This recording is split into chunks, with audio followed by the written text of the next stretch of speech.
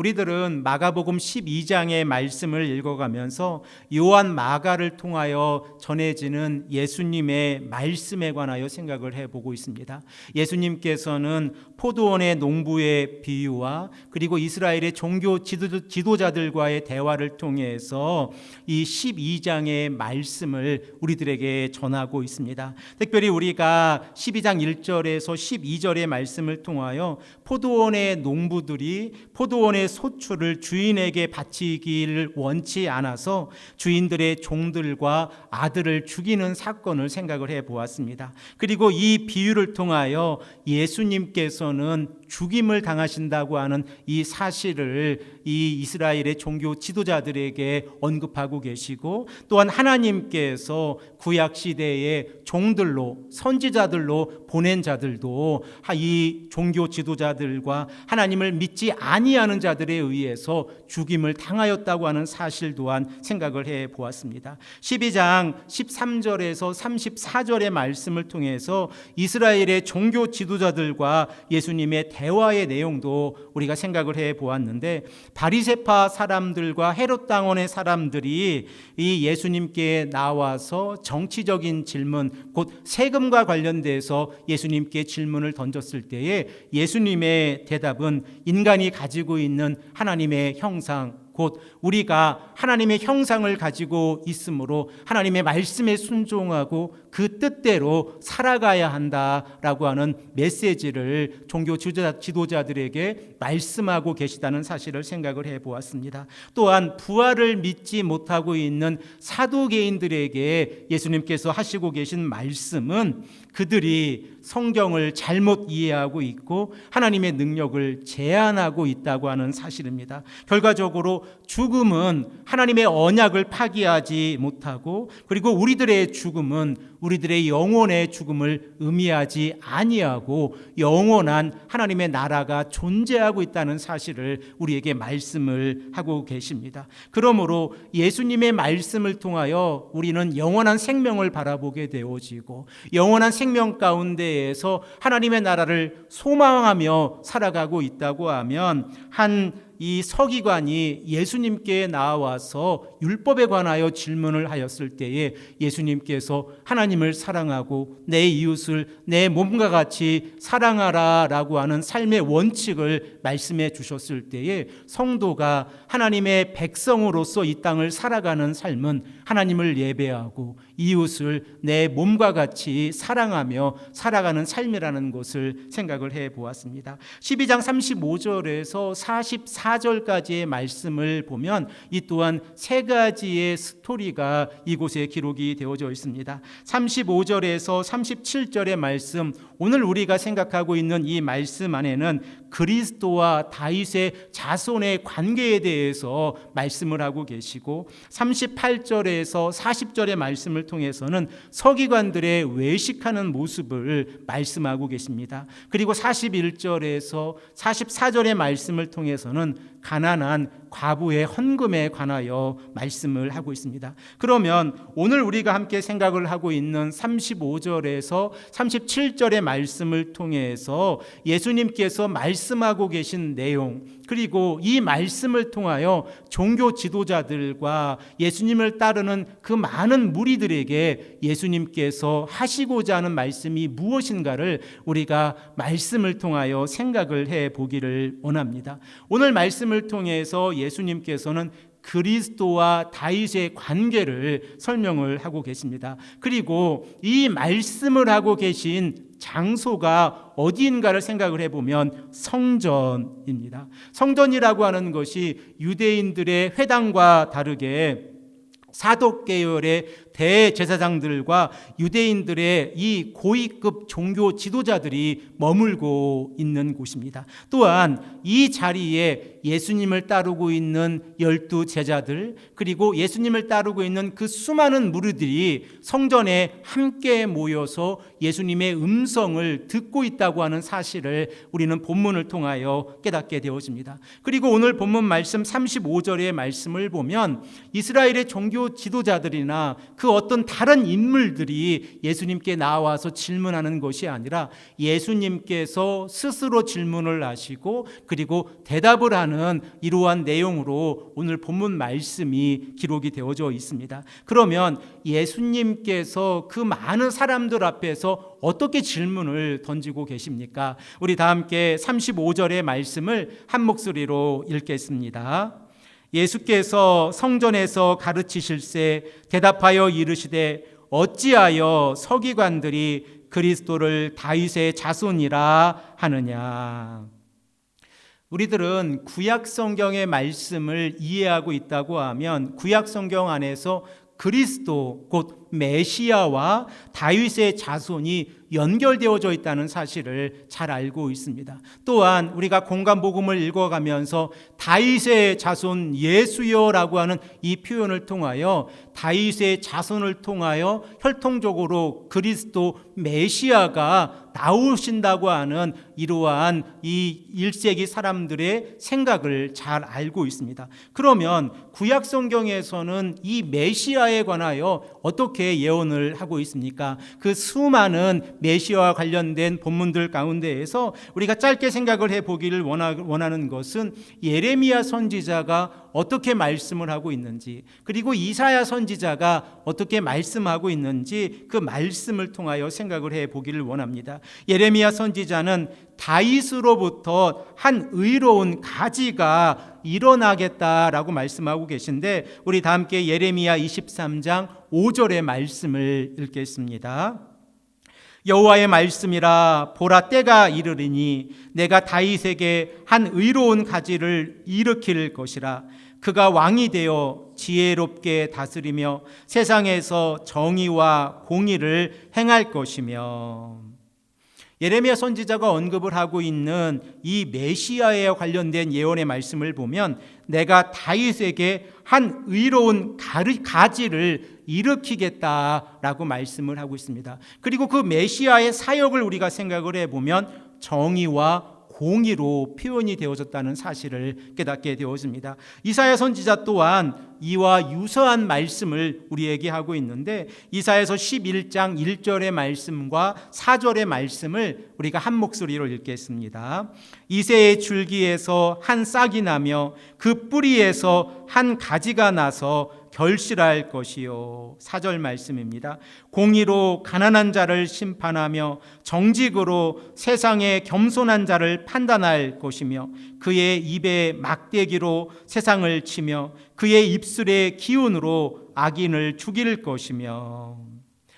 예레미야 선지자와 이사야 선지자가 말씀하고 있는 이 메시아의 사역을 우리가 공통점으로 이야기를 해보면 메시아는 하나님의 정의와 하나님의 공의를 실현하실 것이다 라고 하는 내용입니다. 그러면 이렇게 하나님의 정의와 하나님의 공의가 실현되어진다고 하면 예수 그리스도의 사역과 다윗의 자손과는 어떠한 연관이 있고, 그리고 오늘 본문 말씀에서 예수님께서 친히 이러한 질문을 이 성전에서 하고 계신 이유는 무엇인가를 우리가 생각을 해 보기를 원합니다. 예수님께서는 이렇게 질문을 하시고 난 다음에 시편 110편 1절에 다윗이 성령의 감동에 의해서 고백하고 있는 말씀을 인용해서 우리에게 설명을 하고 계십니다. 이 말씀도 한 목소리로 읽겠습니다. 36절의 말씀입니다.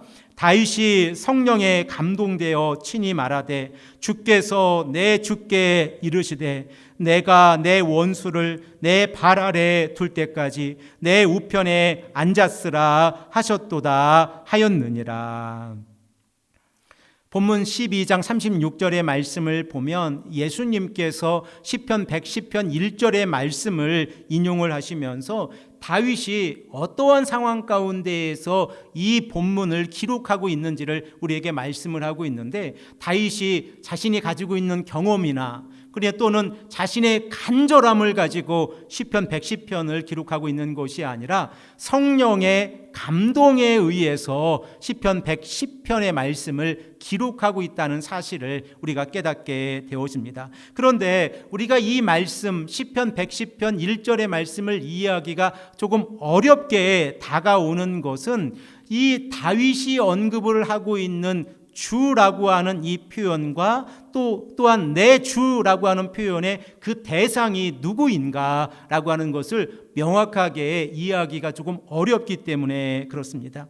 히브리어로 보면 이 처음에 나오고 있는 주라고 하는 이 표현은 구약 성경에서 하나님을 가리키는 표현입니다. 그리고 두 번째로 내 주께라고 하는 이 표현은 우리가 신학적인 표현으로 설명을 하면 더 로드로 이 메시아를 지칭하고 있는 표현입니다. 그러므로 여호와 하나님께서 메시아에게 이르시되라고 우리가 해석을 해 볼 수 있습니다. 그러면 그 내용은 무엇입니까? 내가 곧 하나님께서 메시아의 원수를 메시아의 발 아래 둘 때까지 이 메시아를 내 우편에 앉았으라 하셨도다 하였느니라 라는 표현이 예수님께서 시편 110편 1절의 말씀을 인용하셔서 말씀하고 계신 내용입니다. 이러한 모습을 우리들은 어떠한 상황 가운데에서 해석을 해 볼 수 있습니까? 다윗이 성령의 감동에 의해서 시편 110편 1절의 말씀을 기록하고 있다고 하면 이 말씀은 우리가 최후의 심판의 모습으로 생각을 해 볼 수 있습니다. 최후의 심판의 날에 메시아가 하나님의 우편에 앉아 있는 상황 가운데에서 메시아를 대적하는 자들이 메시아의 발 아래에 놓여 있을 것이다 라고 하는 내용입니다. 그러면 예수님께서 시편 110편의 1절의 말씀을 인용하여서 서기관들과 대제사장들 그리고 종교 지도자들 그리고 예수님을 따르는 그 수많은 무리들 앞에서 메시아가 누구라고 하는 사실을 가르치고 있는지를 우리가 생각을 해 보아야 합니다. 그리고 또한 우리들은 이 메시아라고 하는 이 단어가 다윗의 혈통을 통하여 나온다라고 우리가 이해를 하고 있는데 예수님께서 지적하고 있는 내용을 생각을 해보면 37절의 말씀에 다윗이 그리스도를 주라 하였은즉 어찌 그의 자손이 되겠느냐 하시니 많은 사람들이 즐겁게 듣더라라고 하는 이 표현을 통하여 다윗이 예수님 곧 메시아를 주로 표현을 하고 있다고 하면 어떻게 다윗의 자손으로 메시아를 언급할 수 있는가라고 하는 질문을 예수님께서 던지고 있다는 사실을 깨닫게 되었습니다. 그러면 메시아 곧 예수님은 언제부터 존재하고 계신 분입니까? 우리들이 잘 알고 있듯이 삼위 하나님의 사역 가운데에서 하나님께서 천지를 창조하셨던 그 시점부터 하나님께서 이 예수 그리스도와 성령과 함께하고 계시다는 이 삼위 하나님의 사역을 우리는 이해하고 있습니다. 그러므로 이스라엘의 백성들이 다윗의 혈통을 통하여 메시아를 기다리고 있다고 하면 그 다윗의 혈통을 통하여 이 메시아가 나왔다고 하면 그 메시아는 하나님의 아들이라고 하는 사실을 우리가 깨닫게 되어집니다.